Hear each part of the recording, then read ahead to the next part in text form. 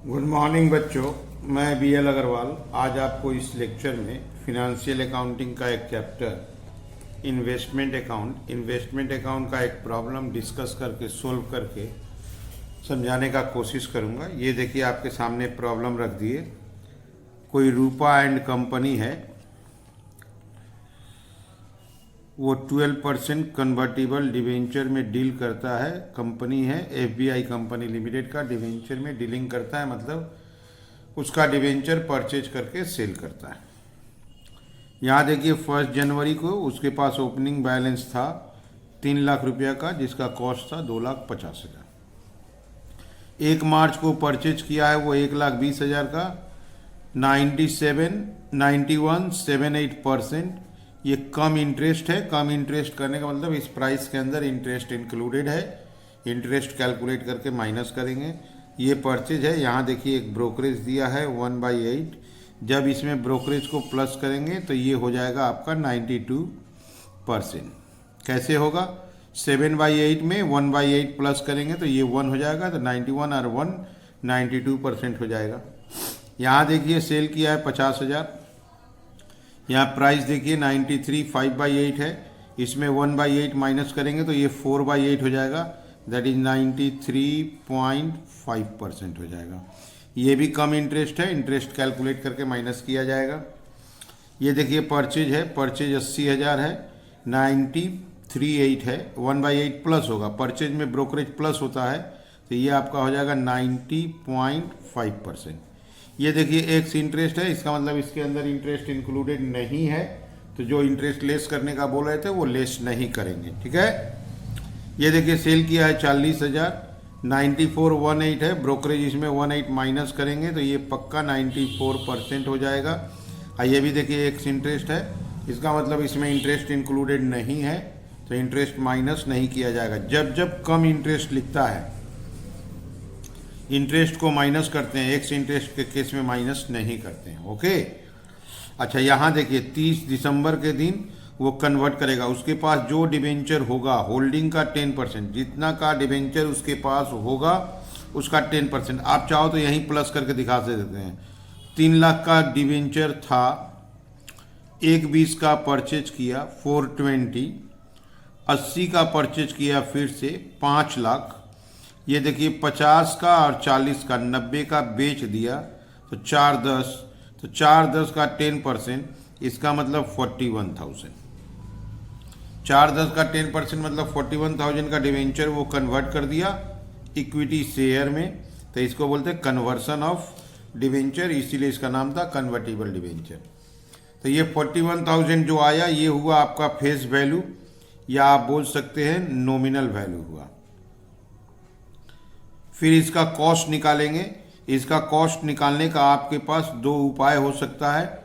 एक, जिस मेथड से क्लोजिंग स्टॉक का वैल्यूएशन किया जाए वो मेथड से निकाल लीजिए, या आप बोल सकते हो कि इसको कम से कम एवरेज बेसिस पे निकाल दीजिए। एवरेज कॉस्ट सिस्टम से इसका कॉस्ट कैलकुलेट कर लेंगे। ओके। इसके बाद मेन चीज़ देखिए, यहाँ इंटरेस्ट डेट है 31 मार्च और 30 सितंबर। 31 मार्च और 30 सितंबर इंटरेस्ट डेट होने से इंटरेस्ट काउंटिंग में ध्यान देना पड़ता है। जैसे ये देखिए 1 जनवरी है, 1 जनवरी के पहले आप जाओगे तो 30 सितंबर को इंटरेस्ट हुआ था, तो अक्टूबर नवंबर दिसंबर, तो इसका मतलब इस ट्रांजैक्शन में 3 मंथ का इंटरेस्ट होना चाहिए। ये देखिए 1 मार्च है, 1 मार्च के पहले 30 सितंबर को इंटरेस्ट हुआ था, तो अक्टूबर नवंबर दिसंबर जनवरी फरवरी, तो इस ट्रांजैक्शन में 5 मंथ का इंटरेस्ट होना चाहिए। अब 31 मार्च यहाँ आ जाएगा तो यहाँ पे आपको एक एंट्री बढ़ा देना होगा इंटरेस्ट रिसीव्ड का। ओके। ये डेट हो जाएगा आपका 31 मार्च। इसके बाद देखिए 15 जून का ट्रांजैक्शन है। 15 जून के पहले इंटरेस्ट हुआ था 31 मार्च को, तो अप्रैल में जून में हाफ, तो इस ट्रांजैक्शन में 2.5 मंथ का इंटरेस्ट होना चाहिए। इसके अलावा देखिए ये 1/8 है। 1/8 मतलब 1 अगस्त। 1 अगस्त के पहले 31 मार्च को इंटरेस्ट हुआ था, तो अप्रैल मई जून जुलाई, दैट इज इस ट्रांजैक्शन में 4 मंथ का इंटरेस्ट होना चाहिए। ये 1/9 है, जस्ट इसके 1 महीना बाद। तो इस ट्रांजैक्शन में 5 मंथ का इंटरेस्ट होना चाहिए, अप्रैल, मई, जून, जुलाई, अगस्त। फिर यहाँ पे आपका 30 सितंबर आ जाएगा, 30/9 को इंटरेस्ट रिसीव्ड होगा। ओके, इसके बाद देखिए ये 30/12 है, इस ट्रांजैक्शन में 3 मंथ का इंटरेस्ट होना चाहिए, अब अक्टूबर, नवंबर एंड दिसंबर। उसके बाद हम लोग क्लोज कर देंगे अकाउंट्स को। अकाउंट्स क्लोज बोला है 31/12। 31/12 को अगर अकाउंट्स क्लोज करते हैं तो इसके पहले 30 सितंबर को इंटरेस्ट हुआ था, तो यहाँ भी 3 मंथ का इंटरेस्ट होना चाहिए। क्लोजिंग स्टॉक वैल्यूएशन के लिए बोला है apply FIFO method. FIFO method से क्लोजिंग स्टॉक निकाल लेंगे और चेंज कर देते हैं। हम यहाँ पे जो कन्वर्सन का वैल्यूएशन करेंगे वो कॉस्ट जो निकालेंगे एवरेज कॉस्ट मेथड से कर देंगे। 2 मेथड काम में आ जाएगा। क्लोजिंग स्टॉक फीफो में कर लेंगे और जो कन्वर्सन का कॉस्ट निकालेंगे एवरेज कॉस्ट बेसिस या एवरेज कॉस्ट मेथड से कर देंगे। ये हो गया आपके सामने पूरा प्रॉब्लम डिस्कस कर दिए। ये मंथ वाला चीज़ को ध्यान रखिएगा, उसी हिसाब से मंथ का इंटरेस्ट निकालेंगे। कैलकुलेशन करते वक्त एक बार फिर बोलेंगे कितने मंथ का इंटरेस्ट हो रहा है। और दूसरा बात, कम इंटरेस्ट जब होता है तो इंटरेस्ट जो कैलकुलेट करके लाते हैं उसको माइनस करते हैं और एक इंटरेस्ट में माइनस नहीं करते हैं। परचेज का ये जो ट्रांजेक्शन है ये परचेज का ट्रांजेक्शन है। परचेज के ट्रांजेक्शन में 1/8 ब्रोकरेज प्लस कर देते हैं। ये जो सेल का ट्रांजेक्शन है इसमें 1/8 ब्रोकरेज माइनस कर देते हैं। ठीक है, अब चलिए इसको सोल्व करके देखते हैं। ये रख दिया आपके सामने format in the books of Rupa and company limited. सबसे पहले 1 जनवरी को ओपनिंग बैलेंस था, तो 1 जनवरी ईयर 2006 है। ओपनिंग बैलेंस का मतलब हुआ टू बैलेंस BD। ओपनिंग आपका 3 लाख रुपया था, कॉस्ट 2,50,000 था। इसका डेट 1 जनवरी है, इसके पहले इंटरेस्ट हो चुका है 31 मार्च को। तो 31 मार्च को इंटरेस्ट हुआ है, तो अप्रैल 31 मार्च को और 30 सितंबर को। तो इसके पहले 30 सितंबर आएगा, तो अक्टूबर, नवंबर, दिसंबर। तो यहाँ पे हम लोग एक्रूड इंटरेस्ट करेंगे। एक्रूड इंटरेस्ट करेंगे आपका 3 लाख 12% और 3 मंथ हुआ था, दैट इज 9,000। यहाँ एक्रूड इंटरेस्ट 9,000 इंटरेस्ट कॉलम में फिलअप कर देंगे। ओके, इसके बाद ट्रांजैक्शन था 1 मार्च को परचेज किया था 1,20,000। 1 मार्च को परचेज किया था टू बैंक 1,20,000। इसमें ब्रोकरेज प्लस करके रेट लिखेंगे। परचेज 1,20,000, ब्रोकरेज को प्लस करके रेट देते हैं तो 92% आता है। इसके बाद इंटरेस्ट 1,20,000 12%। 1 मार्च के पहले 30 सितंबर जाएंगे। 1 मार्च के पहले 30 सितंबर 5 मंथ का इंटरेस्ट हो जाएगा, अक्टूबर, नवंबर, दिसंबर, जनवरी एंड फरवरी। तो 1,20,000 का सबसे पहले 92% करते हैं, ये होगा 1,10,400। अब 5 मंथ का इंटरेस्ट करते हैं, अक्टूबर, नवंबर, दिसंबर, जनवरी, फरवरी, 6,000। ये जो रेट था कम इंटरेस्ट था, कम इंटरेस्ट में माइनस करना पड़ता है। कम इंटरेस्ट कहने का मतलब हुआ ये 110,400 में ये इंटरेस्ट इंक्लूसिव है, तो उसको माइनस कर दिए। ओके, कॉस्ट आ गया।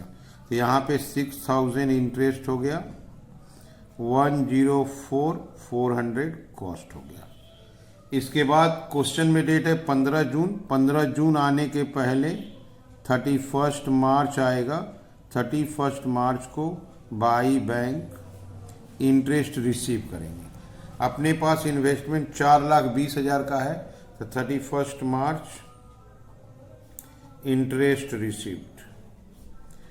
इंटरेस्ट रिसीव्ड में 4,20,000 का इन्वेस्टमेंट अपने पास है, इसका 12% इंटरेस्ट जब भी मिलेगा 6 मंथ का मिलेगा। तो ये हो गया आपका 25,200।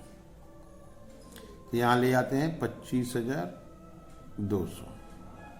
इसके बाद 15 जून को वो सेल किया है बाई बैंक। 15 जून को वो सेल किया है बाई बैंक, 50,000 का इन्वेस्टमेंट बेचा है। ब्रोकरेज माइनस करके रेट लिखेंगे, ब्रोकरेज माइनस करते हैं तो 93.5 आ जाता है। तो उसका यहाँ पे वर्किंग दिखाते हैं। 15 जून सोल्ड 50,000 इंटू 93.5%, इंटरेस्ट 50,000 12%, यहाँ 2.5 मंथ होगा। कैसे? 15 जून के पहले 31 मार्च, अप्रैल में जून का हाफ। तो यहाँ पे अब इसका कैलकुलेशन दिखाना होगा हमको। 50,000 इंटू 93.5%, 46,750। इंटरेस्ट हो जाएगा 1250। चेक कर लेते हैं।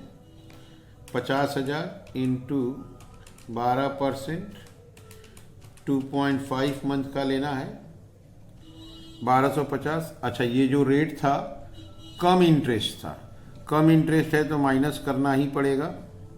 That is 45,500। ये हो जाएगा आपका कॉस्ट। क्लियर है? अब इसको लाके यहाँ फिलअप कर देते हैं। इसको लाके फिलअप करते हैं यहाँ पर 1250 और 45,500। ठीक है। इसके बाद 1/8 को परचेज किया था 80,000। 1/8 टू बैंक परचेज किया था 80,000। परचेज का रेट में ब्रोकरेज को प्लस कर देंगे। ब्रोकरेज प्लस करने से 90.5 हो जाएगा। यहाँ लाते हैं 1/8 परचेज 80,000, 90.5%, इंटरेस्ट 80,000 का 12%। यहाँ से 1/8 से पीछे चलते हैं। मार्च, अप्रैल, मई, जून, जुलाई, 4 महीना का इंटरेस्ट होगा। 4 महीना का इंटरेस्ट आपका 3,200 हुआ। और उसका अमाउंट निकालते हैं 80,000 इंटू 90.5%, 72,400। अब रेट देखते हैं। रेट में लिखा हुआ है एक्स इंटरेस्ट। अगर एक्स इंटरेस्ट लिखा हुआ है तो माइनस करने का जरूरत नहीं है, यही अपना कॉस्ट हो जाएगा। अब इसको ले आते हैं, यहाँ फिलअप कर देते हैं। इंटरेस्ट में लाते हैं 3,200, कॉस्ट में लाते हैं 72,400। इसके बाद 1/9 को सोल्ड किया है 40,000। बाई में ले आते हैं, बाई बैंक 40,000। जब सेल किया है तो इसका रेट निकालेंगे तो 18 ब्रोकरेज माइनस कर देंगे। तो यहाँ पर लाते हैं 19 सोल्ड 40,000 इंटू रेट लिखते वक्त ब्रोकरेज माइनस कर लेंगे तो 94%, इंटरेस्ट 40,000। पीछे जाएंगे तो मार्च मिलेगा, तो अप्रैल, मई, जून, जुलाई, अगस्त 5 महीने का इंटरेस्ट होगा। 5/12 इंटरेस्ट आपका 2,000 होगा। ये हो जाएगा आपका 37,600। एक बार चेक कर लेते हैं। 40,000 इंटू 94%, यस 37,600। अच्छा, ये भी एक्स इंटरेस्ट था। एक्स इंटरेस्ट है तो माइनस करने का जरूरत नहीं है। This is cost. ये हो गया। अब इसको ला कर फिलअप करते हैं। यहाँ फिलअप कर देते हैं। इंटरेस्ट में 2,000, कॉस्ट में आपका 37,600। इसके बाद आपको 30/9 डेट आ जाएगा। 30/9 को हमको इंटरेस्ट मिलना चाहिए। बाई बैंक इंटरेस्ट रिसीव्ड होगा। यहाँ देखिए आप 5 लाख का इन्वेस्टमेंट है। 5 लाख नॉमिनल वैल्यू है। अब 5 लाख में से यहाँ देखिए 90,000 का बिक्री हो चुका है, तो 4,10,000 का इन्वेस्टमेंट बचा हुआ है। तो 4,10,000 पे इंटरेस्ट रिसीव्ड होगा।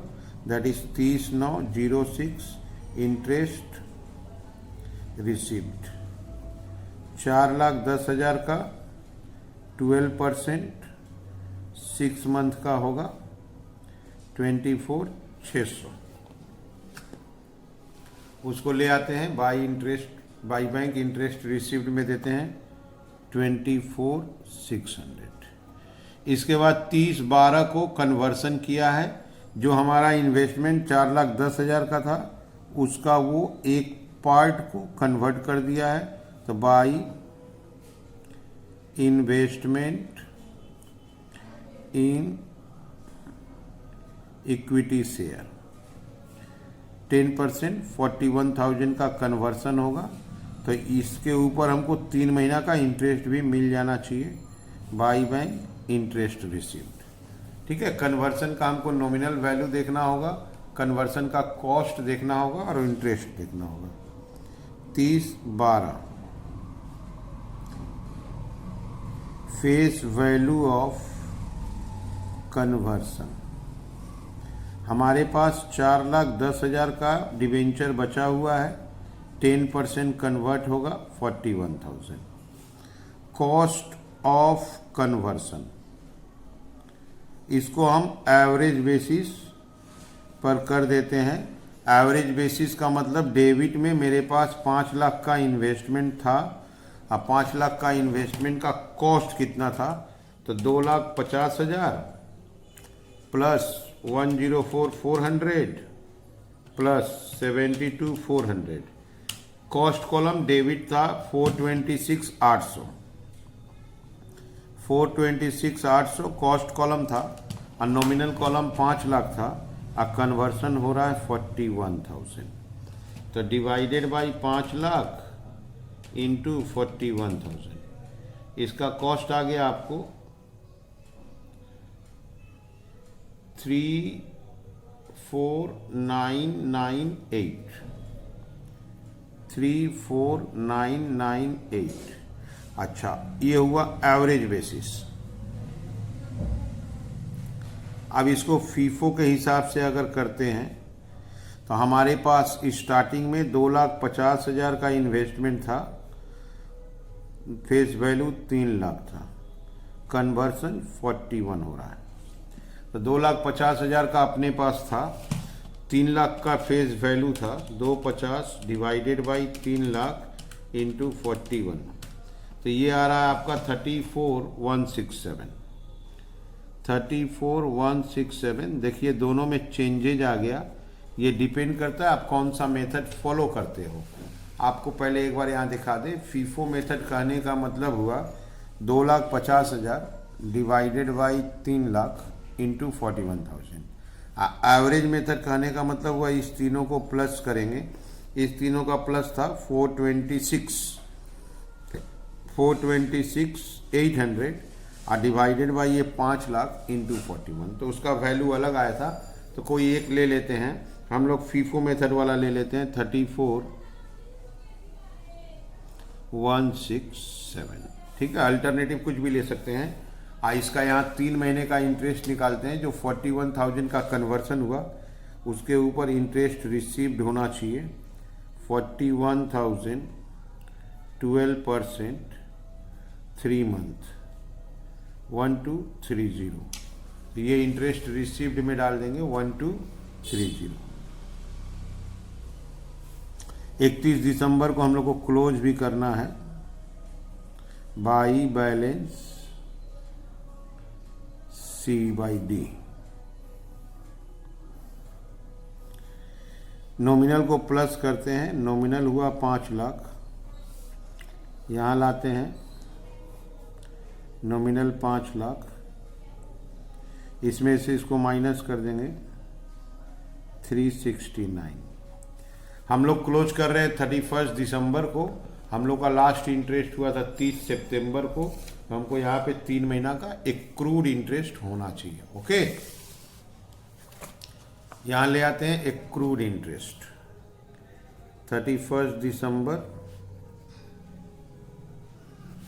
Accrued interest 369,000 12% 3 month 369,000 12%, 3 month 11,070। अच्छा, इसी डेट को वैल्यू ऑफ क्लोजिंग इन्वेस्टमेंट निकालना होगा। फीफो मेथड है, ये बोला हुआ है। फीफो मेथड नॉमिनल या फेस वैल्यू कॉस्ट। आप अगर याद करो तो आपके पास स्टॉक बचा हुआ है 369 का, 369 का डिवेंचर बचा हुआ, इसी का कॉस्ट चाहिए। फीफो मेथड कैसे वर्क करेगा उसको एक बार आप देख लो, यहाँ से समझ में आएगा। फीफो मेथड कहने का मतलब जो बिका, जो कन्वर्सन हुआ वो गया इसमें से, तो FIFO method first in first out इसमें से जाएगा, तो ये पूरा का पूरा बच जाएगा, ये पूरा का पूरा बच जाएगा, तो ये दोनों मिलेगा तो 2 लाख होगा। हमको 369 चाहिए तो 169 इसमें से बचाएंगे। इसका ये कॉस्ट ले लेंगे 72,400, इसका कॉस्ट 104,400 और इसका प्रोपोर्शनेट कर देंगे 169 का कॉस्ट कैलकुलेट करेंगे। ठीक है, चलिए इसको करके यहाँ दिखाते हैं कैलकुलेशन। सबसे पहले 80,000 लेते हैं। 80,000 का कॉस्ट था 72,400। 1,20,000 लेते हैं, उसका कॉस्ट था 104,400। अब हमको यहाँ पे 169 चाहिए, कैसे निकालेंगे? 2,50,000 कॉस्ट है तो नॉमिनल वैल्यू है 3 लाख, तो 169 का कितना होगा? 2,50,000 divided by 3 lakh into 169,000, result will be 140,833। इसको ऐड कर लेते हैं।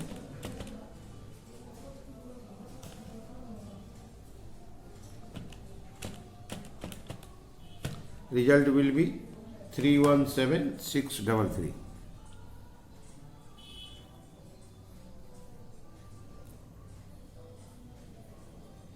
ओके, इसको लाके क्लोजिंग स्टॉक के रूप में फिलअप कर देंगे। इसको लाए यहाँ क्लोजिंग स्टॉक में फिलअप कर देंगे। 317,633।